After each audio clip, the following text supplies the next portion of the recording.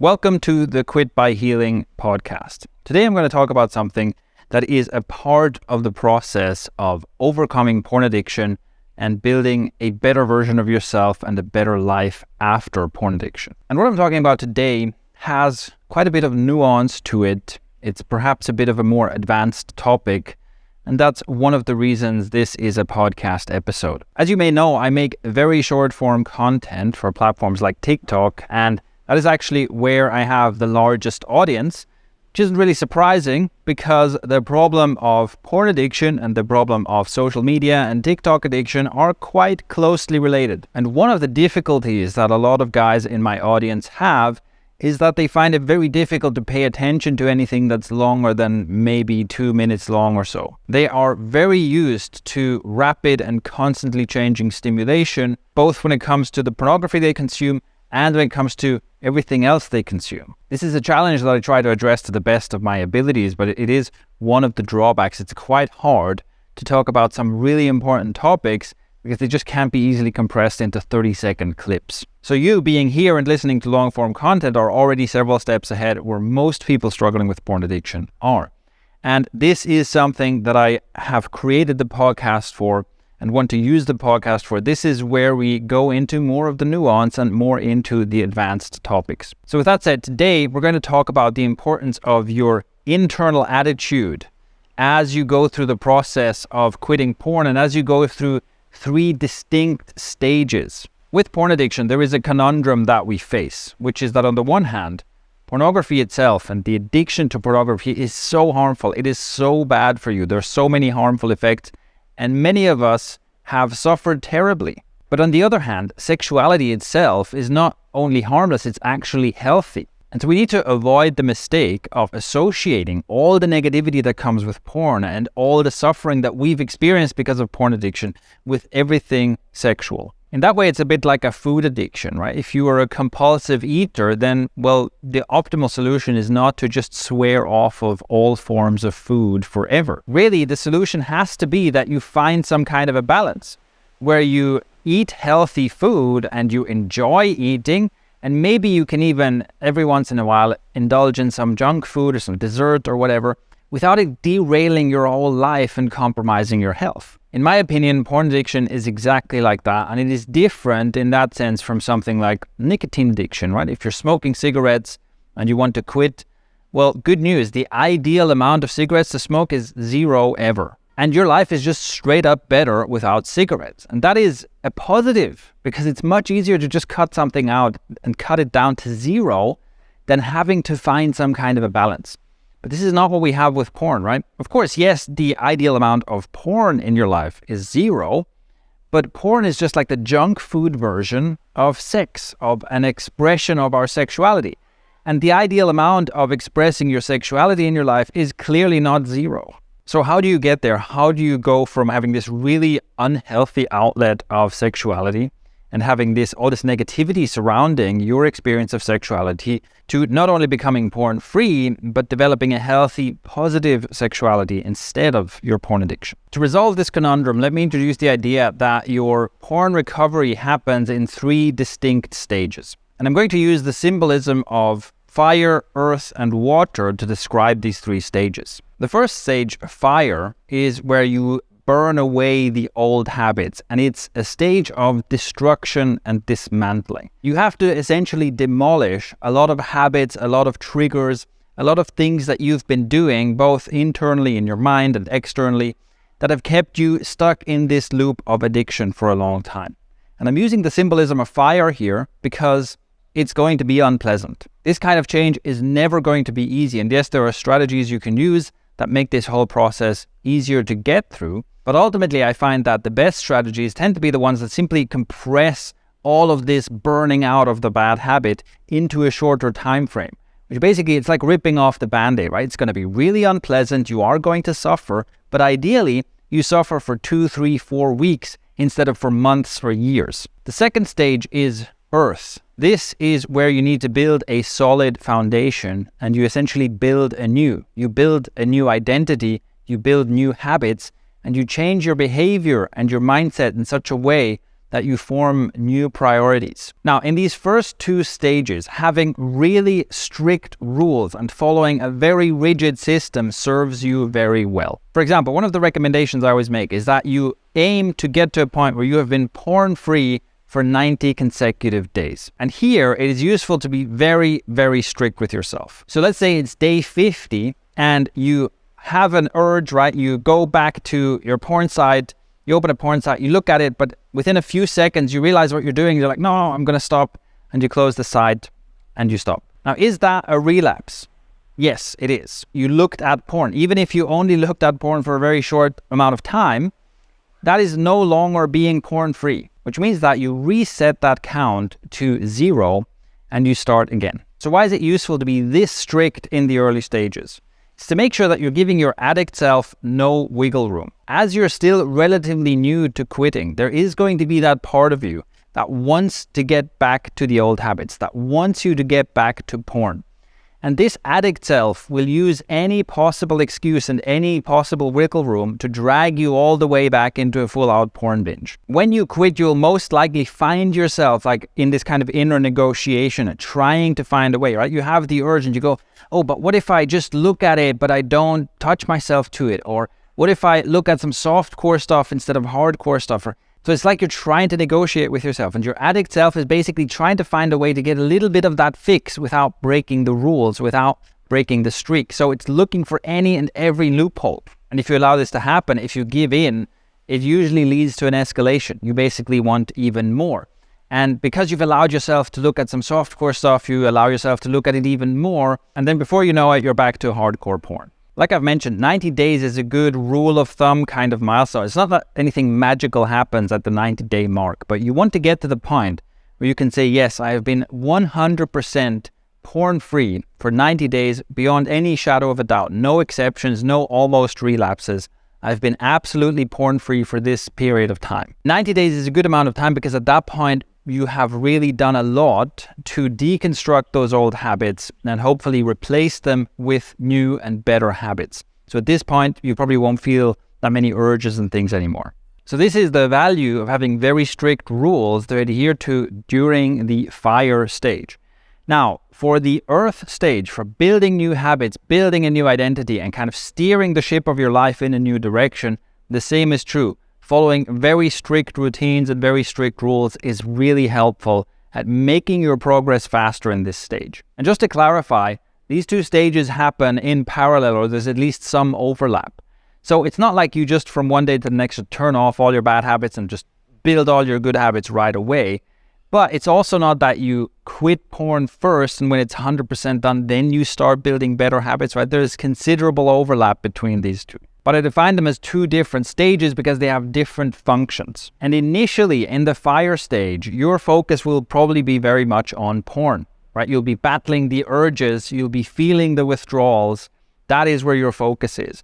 Once that weakens, once you have essentially more free mental bandwidth for other stuff, there we want to make sure that we have stuff ready to focus on instead. Because otherwise, boredom, stress, anxiety, existential dread, these are all things that will trigger you back into porn. So as the strong urges for porn and the over-sexualization of everything in your thinking and so on, as that recedes into the background, you want to focus more and more on building these positive habits that will lead you to a better life and keep you away from porn. And I've talked about this in other content before. We're basically looking for things that I've often called healthy dopamine habits. So porn is a source of unhealthy dopamine, and things like exercising, building a business, making money, making friends, going on adventures, doing things like that, socializing, these are all sources of healthy dopamine. So the earth stage is where you want to focus on building these habits. Become someone who exercises regularly, take on new hobbies, learn new skills, start reading books, do introspective writing or breathwork or meditation or other things that give you kind of this introspection and stillness. And these are like the building blocks of what will become a much better version of you and will put your life on a much better trajectory. The reason I say that in this stage, it's really useful to also follow rules very strictly and have very strict routines is that this just makes it easier to build a habit. Personally, I really prefer focusing on daily habits. So, for example, I go to the gym 6 days a week, always at the same time in the morning. And the reason I do that is primarily because that makes it easier for me. Maybe this is not the most effective way to train, or maybe you could say, hey, you could be more efficient by training 3 times a week or something like that. But it helps me a lot to start my day the same way with something healthy every day. I find it much easier to have that as a solid block in my routine than, every other day I'm not going to the gym and I have to have something else to do instead. So there are many keystone habits like that I have that I do every single day, or in the case of the gym, it's 6 days a week, and on my rest day, I still do a bit of like light recovery style exercise in the morning, so I can just solidly establish that habit. In general, it's just way easier to do something every day than to do something once a week or twice a week or 3 times a week. And I think this is especially true for people who are withdrawing from an addiction. This kind of solid routine, this reliability, you just know what you're doing, when you're doing it, where you're doing it every single day. And also this practice of self-mastery, of discipline and self-control makes the whole process so much easier and quicker. During this phase, you're probably better off to focus on things that are not related to sex and relationships. So if you're single, you've been a porn addict for a long time, I don't recommend that you quit porn and you immediately go out and try to get a girlfriend and make that your new priority. Because in a way, again, you're shifting from your priority being getting sexual satisfaction from porn to now your priority has become trying to get sexual satisfaction from a real person. That's much better. That's an upgrade for sure. But you might be better off just focusing on other stuff, focusing on the other aspects of your life for a while until all of this stuff in your brain has had time to settle down and recalibrate a bit. And then you'll be in a much better position to start that search for a potential partner. And if you are currently partnered, then this can be a bit difficult. But even there, I recommend that you talk to your partner and negotiate with them and basically get them on board helping you overcome this addiction. And tell them, listen, I will need a while where I just don't have to think about or worry about anything sexual. As I'm quitting porn, as I'm going through that process, first of all, I might experience a period of flatline where I basically don't have any sex drive at all. And I don't want to be there having to worry about, oh my God, I have to satisfy my wife or girlfriend or something like that, right? I certainly don't want to keep it a secret from her so that, I have to pretend like everything's normal while I'm like struggling with withdrawals and all kinds of stuff. Like, I want her to know what's going on. I want her to be on board with this, and I want to be able to say, listen, there's going to be a period here where we're just not going to be sexual. And we can still do sensual things, maybe I'll just give you massages and we cuddle a lot and stuff like that. But I don't want to have to think about and worry about sex and sexual performance and all that for a period of at least 2 weeks, maybe longer. That really depends from person to person. But it's just good to have a period where this is not the focus of your life. But then there is a third stage, the water stage. And this is where the same rules and the same rigidity that we had before doesn't serve us any longer. The water stage only happens once you are really, really solidly porn free, okay? Once you really are at the point where you don't have urges anymore, or maybe you have the occasional urge, but your strategies, your new plan, the way you handle these urges is really solid, right? So you're not like panicking, oh my God, what should I do? But you're just like, oh, I'm getting the urge, so I have my if-then plan, and I'm just going to go do the thing, and you have the confidence that it's going to work. So you really want to be in a situation where you can say, listen, either this addiction has basically faded into the background, or yes, I still feel the occasional urge, but I have this under control, right? I'm in the driver's seat here. This is a requirement. You have to get there first. And you also want to be in a place where you can say, yes, I have been building my new habits. I can feel like my identity, my sense of myself changing, and I'm on that new trajectory. At this point in your life, letting in a bit more flow and reconnecting with sexuality, and then trying to and getting on the path of developing a better, healthier sexuality is what I recommend you do next. And for this, the kind of strict adherence to the extreme rules just doesn't apply anymore. So let me give you a couple of examples. I'm going to address single guys here primarily, and I could make a future episode where I talk more about the situation if you're coupled. If you're interested in that, please let me know.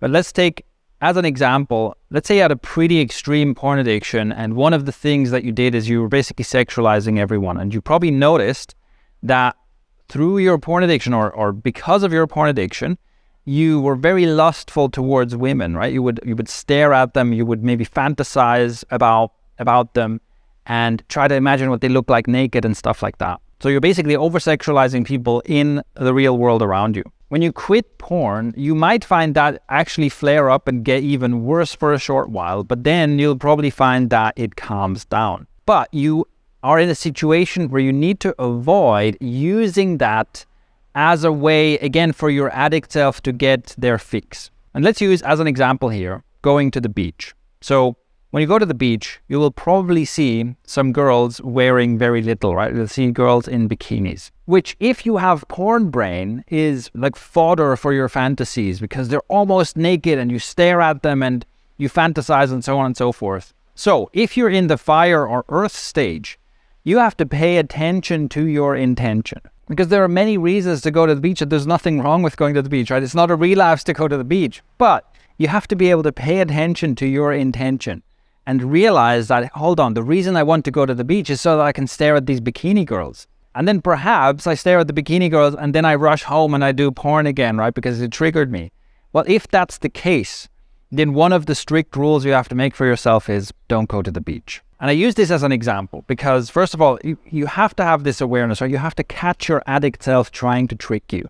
And something as seemingly innocent as going to the beach could be your addict self trying to get a fix. The more awareness you have of this, the more power you have to overcome your addiction. But at the same time, we don't want to be in a situation where you have to stick to this strict rule for the rest of your life, or you can never go to the beach again. Clearly, we want to really overcome this addiction and get to the point where you can go to the beach, enjoy it, and sure, there are girls in bikinis there, and you can look at them and you can see that they're attractive without that starting a whole porn spiral in your head. So this is one of the things that you want to be doing in stage 3. You want to allow that kind of flow back into your life where you go, yes, I'm going to go to the beach and I'm not sure what's going to happen, because maybe, the sexiest girls of all time or they are prancing around, maybe not.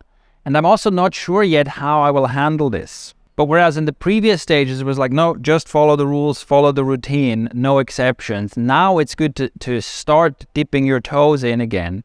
Because again, the idea is not that you can go to the beach and you always avert your eyes as soon as a woman crosses your field of vision, but instead that you can get to the point where you can see an attractive woman, you can enjoy her attractiveness, but it doesn't send you spiraling out of control. This is also why it's so important that you have your strategies in place, that you have your systems in place, so even if something triggers you, you already know what you're going to do to deal with it. In this stage is also where you can start working on your own sexual development, in the sense that you start looking at the skill and the practice of sexual pleasure, and you start working with that, because ideally you don't just get to the point where you can have sex and it's okay and it doesn't trigger you, but you actually develop this skill and you become a really masterful lover, which includes, being good at what you do, but also includes like being really good at enjoying this. The way I see it, if you are truly healed from your porn addiction, you can do things that are almost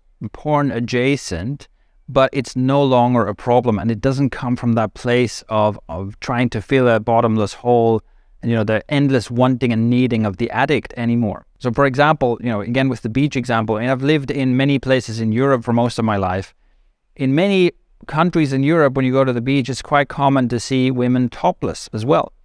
And I think that's perfectly fine. There's nothing wrong with that. And you want to get to the point where you can be in an environment like that and it's just not a big deal. So that even something like that, which is 100% a trigger for all kinds of stuff when you're an addict, should be just something that happens in your life and it's not occupying your mind. Or another example, nowadays it's quite normal for people in a relationship to sext with each other and send each other nudes, which of course is very similar to porn, right? If your partner is sending you nudes, like you're looking at naked bodies on a screen, it's sexually arousing.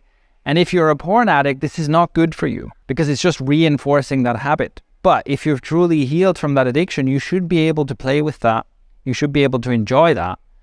But again, the important thing, the distinguishing factor here is, first of all, that you've gone through the previous 2 stages already, and that you have that awareness of your intention. Because if you're in a situation where you have a partner and then you keep asking her for more nudes and more explicit stuff and so on, you have to notice, oh crap, this is my porn self, right? This is that old part of me coming up and wanting this.